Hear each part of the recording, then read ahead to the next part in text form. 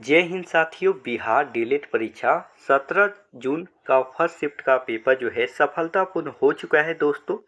First shift पर आधारित प्रश्न इस वीडियो में एनालिसिस करेंगे, आंसर की प्रोवाइड करेंगे। जिनका एग्जाम आने वाले शिफ्टों में है वे भी स्टूडेंट जरूर देखिएगा। आइए बिना समय बर्बाद किए हुए पहले क्वेश्चन की शुरुआत करते हैं। यदि अभी तक हमारे चैनल को सब्सक्राइब नहीं किए हैं तो सब्सक्राइब कर लीजिएगा। फर्स्ट क्वेश्चन पूछा जा रहा है, यदि किसी क्रिया में उत्पाद उत्प्रेरक का काम करता है तो उसे क्या कहते हैं? तो उसे कहा जाता है स्व उत्प्रेरक। ऑप्शन ए सही उत्तर हो जाएगा। क्वेश्चन नंबर 2 की बात करते हैं कि अमोनिया उत्पादन के हैबर विधि में उत्प्रेरक वर्धक के रूप में कार्य करता है। तो यह है molybdenum. Option C right answer हो जाएगा। आगे की ओर देखते हैं। क्वेश्चन नंबर 3 है कि निम्न में से कौन सा पदार्थ अमोनिया की हैबर विधि में आयरन उत्प्रेरक के लिए निरोधक का कार्य करता है? तो यह है आपको कार्बन मोनोऑक्साइड यानी कि CO। Option C right answer हो जाएगा।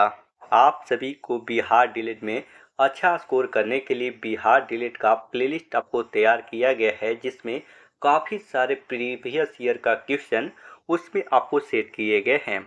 इसी चैनल पर देखने को मिल जाएगा आपको बिहार डीएलएड 2026 करके प्लेलिस्ट देखने को मिल जाएगा।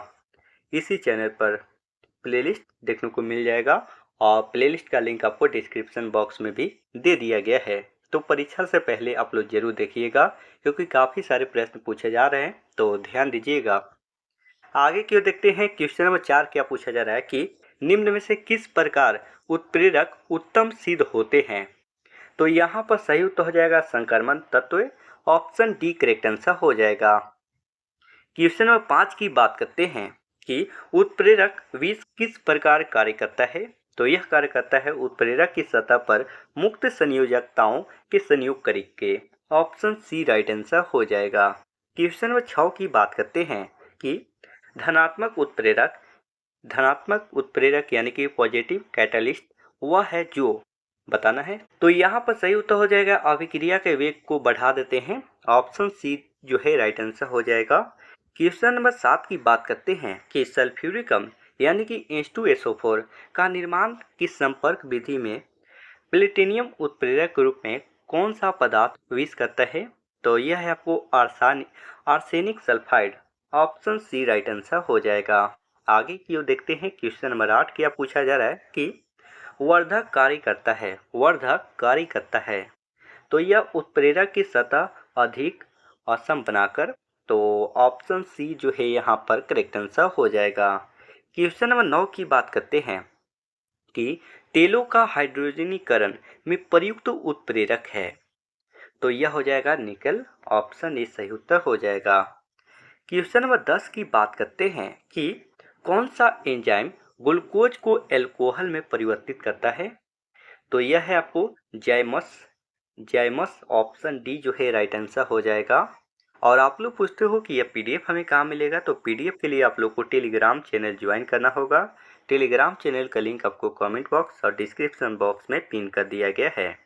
आगे की ओर बात करते हैं। क्वेश्चन नंबर 11 है कि क्लोरीन गैस बनाने की डिकन विधि में उत्प्रेरक रूप में क्या प्रयुक्त होता है? तो यह प्रयुक्त किया जाता है cupric chloride. Option B right answer हो जाएगा। तो यहाँ पर क्वेश्चन नंबर 12 है कि शीर्ष कक्ष प्रक्रम में उत्प्रेरक के रूप में प्रयुक्त होता है क्या? तो यह नाइट्रोजन के ऑक्साइड का प्रयोग किया जाता है। ऑप्शन डी करेक्ट आंसर हो जाएगा। क्वेश्चन नंबर 13 है कि सल्फ्यूरिक अम्ल यानी कि H2SO4 की संपर्क विधि में उत्प्रेरक के रूप में प्रयुक्त होता है क्या? तो यह प्लेटिनम का चूर्ण का प्रयोग किया जाता है। ऑप्शन ए करेक्ट आंसर हो जाएगा। क्वेश्चन नंबर 14 है कि निम्नलिखित गैसों में कौन सी एक दहन पोषण है? तो दहन पोषक है। सही उत्तर हो जाएगा ऑक्सीजन यानी कि O2। आगे की ओर बात करते हैं। क्वेश्चन नंबर 15 है साधारण अग्निशमन यंत्र में कार्बन डाइऑक्साइड निम्न की प्रतिक्रिया में उत्पन्न होती है किससे? तो यह सोडियम बाइकार्बोनेट एवं तनुगंध का अम्ल। ऑप्शन ए करेक्ट आंसर हो जाएगा। क्वेश्चन नंबर 16 की बात करते हैं कि प्रति ग्राम ईंधन द्वारा मोचित ऊर्जा की दृष्टि से निम्न में से सर्वोत्तम ईंधन कौन सा है? तो यह हो जाएगा हाइड्रोजन यानी कि H2। परमाणु संख्या 1 होता है। आगे की ओर देखते हैं, क्वेश्चन नंबर 17 है कि जब अभिकारक और उत्प्रेरक दोनों की भौतिक अवस्था समान होती है तो उत्प्रेरक कहलाता है क्या? तो यह कहलाता है समान उत्प्रेरक। ऑप्शन बी राइट आंसर हो जाएगा। क्वेश्चन नंबर 18 की बात करते हैं कि ऋणात्मक उत्प्रेरक यानी कि निगेटिव कैटालिस्ट वह है जो है अभिक्रिया के वेग को कम करते हैं। ऑप्शन डी राइट आंसर हो जाएगा। क्वेश्चन नंबर 19 की बात करते हैं कि उत्प्रेरक ऐसा पदार्थ है जो रासायनिक अभिक्रिया के वेग को क्या करता है? तो यह जो है परिवर्तित करता है, घटाता भी है बढ़ाता भी है। तो ऑप्शन बी राइट आंसर हो जाएगा। क्वेश्चन नंबर 20 है कि निम्न में से कौन जीवाश्म ईंधन नहीं है? सही उत्तर यहाँ पर हो जाएगा क्या? Nitrogen. Option B correct answer हो जाएगा। क्वेश्चन नंबर 21 है कि अग्निशमन में कौन सी गैस प्रयुक्त होती है? तो यह किया जाता है कार्बन डाइऑक्साइड यानी कि CO2। आगे की ओर बात करते हैं, क्वेश्चन नंबर 22 की बात करते हैं कि अग्निशमन अग्निशमन यंत्र में बोतल में रखे सांद्र सल्फ्यूरिक अम्ल के साथ निम्न में से किसका सांद्र विलयन रखा जाता है? तो यह सोडियम बाइकार्बोनेट का रखा जाता है। ऑप्शन बी करेक्ट आंसर हो जाएगा। आगे की ओर देखते हैं, क्वेश्चन नंबर 23 क्या पूछा जा रहा है कि निम्नलिखित जीवाश्म ईंधन में से कौन सा सर्वोत्तम ईंधन है? तो यह हो जाएगा प्राकृतिक गैस, नेचुरल गैस। आगे की ओर देखते हैं, क्वेश्चन नंबर 24 क्या पूछा जा रहा है कि उत्प्रेरक की खोज किसने की थे? तो यह किए थे बर्जीलियस। बर्जीलियस ऑप्शन डी जो है करेक्ट आंसर हो जाएगा। आप लोग वीडियो को लाइक और चैनल को सब्सक्राइब करते चलिएगा दोस्तों। क्वेश्चन नंबर 25 है कि जब अभिकारक और उत्प्रेरक दोनों की भौतिक अवस्था भिन्न होती है तो उत्प्रेरक कहलाता है क्या? तो यह विषमांग उत्प्रेरक कहलाता है। ऑप्शन ए सही उत्तर हो जाएगा। क्वेश्चन नंबर 26 की बात करते हैं कि निम्नलिखित में महायान बौद्ध पंथ के अनुसार कौन से भविष्य के बुद्ध हैं? तो यह हो जाएंगे मैत्रेय। ऑप्शन डी जो है राइट आंसर हो जाएगा। आगे की ओर देखते हैं, क्वेश्चन नंबर 27 क्या पूछा जा रहा है। क्वेश्चन नंबर 27 है कि केंद्र शासित प्रदेश लक्षद्वीप के न्यायिक क्षेत्र का कार्य कौन सा न्यायालय करता है? तो यह करता है Kerala high court. Option A जो है करेक्ट आंसर हो जाएगा।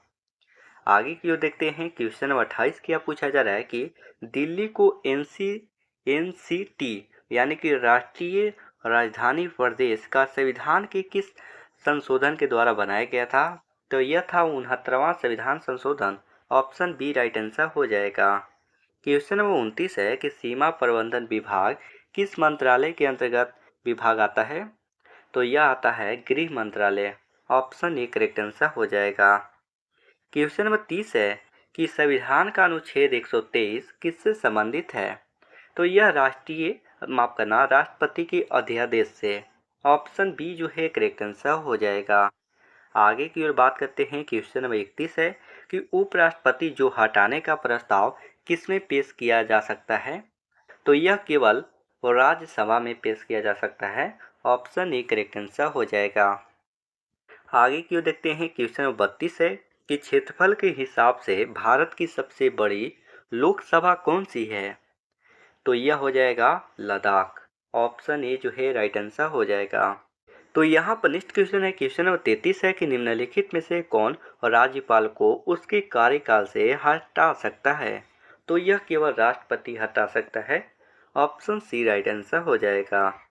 क्वेश्चन नंबर 34 है कि सुप्रीम कोर्ट के जजों की संख्या कौन बदल सकता है? तो यह कानून द्वारा संसद के द्वारा बदला जाता है। ऑप्शन ए राइट आंसर हो जाएगा। क्वेश्चन नंबर 35 है कि भारतीय संविधान के किस अनुच्छेद के तहत लोकसभा में अनुसूचित जातियों और जनजातियों के लिए आरक्षण दिया गया है? तो यह हो जाएगा 330 में है, आर्टिकल 330 के तहत। ऑप्शन ए राइट आंसर हो जाएगा। क्वेश्चन नंबर 36 है कि भारत में झंडा दिवस कब मनाया जाता है? तो यह मनाया जाता है 7 दिसंबर। ऑप्शन बी करेक्ट आंसर हो जाएगा। क्वेश्चन नंबर 37 है कि संथारा प्रथा किस धर्म से संबंधित है? संथारा प्रथा किस धर्म से संबंधित है? तो यह जैन धर्म से संबंधित है। ऑप्शन डी राइट आंसर हो जाएगा। क्वेश्चन नंबर 38 है कि भारत में 3 स्तरीय पंचायती प्रणाली कितनी जनसंख्या से ऊपर वाले राज्य में है? सही उत्तर हो जाएगा 20 lakh. Option B correct answer हो जाएगा। क्वेश्चन नंबर 39 है कि निम्नलिखित में से कौन सी भाषा संविधान की 8वीं अनुसूची में नहीं है? तो वह है आपको फारसी भाषा, यह नहीं है, लेकिन संस्कृत है, नेपाली भी है और कश्मीरी भी है। आगे की ओर देखते हैं। क्वेश्चन नंबर 40 क्या पूछा जा रहा है कि राष्ट्रीय वरिष्ठ नागरिक परिषद के अध्यक्ष कौन होता है? तो यह होते हैं सामाजिक न्याय और अधिकारिता मंत्री। ऑप्शन सी राइट आंसर हो जाएगा। क्वेश्चन नंबर 41 की बात करते हैं कि AFSPA पहली बार कहाँ लगाया गया? तो यह लगाया गया था पूर्वोत्तर राज्यों में। ऑप्शन बी राइट आंसर हो जाएगा। क्वेश्चन नंबर 42 है कि प्रधानमंत्री का 15 सूत्रीय कार्यक्रम निम्नलिखित में किसके लिए यह है? तो सही उत्तर हो जाएगा अल्पसंख्यक के लिए। ऑप्शन बी जो है सही उत्तर हो जाएगा। क्वेश्चन नंबर 43 है कि भारतीय राष्ट्रीय एकता परिषद के अध्यक्ष कौन होता है? तो यह होते हैं खुद प्रधानमंत्री। ऑप्शन ए सही उत्तर हो जाएगा। क्वेश्चन नंबर 44 है कि निम्नलिखित में से कौन सा संविधान संशोधन विधेयक नागरिक को सहकारी समितियां का गठन करने का मौलिक अधिकार प्रदान करता है? तो यह हो जाएगा आर्टिकल 111 के तहत। ऑप्शन बी जो है सही उत्तर हो जाएगा। क्वेश्चन नंबर 45 है कि संविधान की 8वीं अनुसूची में कितनी भाषाएं हैं? तो यह है टोटल 22 भाषाएं। ऑप्शन डी राइट आंसर हो जाएगा। क्वेश्चन नंबर 46 है कि भारतीय संविधान में संशोधन का प्रस्ताव किस देश के संविधान से लिया गया है? तो यह दक्षिण अफ्रीका के संविधान से लिया गया है। ऑप्शन ए सही उत्तर हो जाएगा। क्वेश्चन नंबर 47 की बात करते हैं कि निम्नलिखित में से किस शब्द का भारत के संविधान में कोई जिक्र नहीं है? तो यह बजट। ऑप्शन सी जो है राइट आंसर हो जाएगा। क्वेश्चन नंबर 48 है कि भारत के प्रधानमंत्री का आवास 7 रेस कोर्स रोड साधारण रूप में किस नाम से जाना जाता है? तो यह Panchvati. Option D right answer हो जाएगा। क्वेश्चन नंबर 49 है कि सुप्रीम कोर्ट की सर्किट बेंच कहाँ है? तो यह इनमें से कोई नहीं हो जाएगा। आगे की ओर देखते हैं। आज का लास्ट प्रश्न है। क्वेश्चन नंबर 50 है कि मतदान निगरानी प्रणाली पहली बार किस राज्य में लागू की गई? सही उत्तर हो जाएगा गोवा। ऑप्शन बी जो है राइट आंसर हो जाएगा। तो यहाँ पर आज फर्स्ट शिफ्ट का पेपर का मैंने आधारित प्रश्न एनालिसिस करवा दिया। इसी तरह से बिहार डीएलएड का एग्ज़ाम समाप्त होते ही आपको कवर कर दिया जा रहा है। तो यहाँ पर जो स्टूडेंट का एग्ज़ाम आने वाले शिफ्टों में है, तो आप प्लेलिस्ट ज़रूर देखिएगा। प्लेलिस्ट का लिंक आपको कमेंट बॉक्स डिस्क्रिप्शन बॉक्स में दे दिया गया है। अन्यथा आपको चैनल पर भी देखने को मिल जाएगा बिहार डीएलएड 2026 करके, जिसमें जीके जीएस हिंदी का काफ़ी सारे प्रश्नों का एनालिसिस करवा दिया गया है। बाकी मिलते हैं नेक्स्ट वीडियो में सेकंड शिफ्ट के साथ। तब तक के लिए जय हिंद, जय भारत।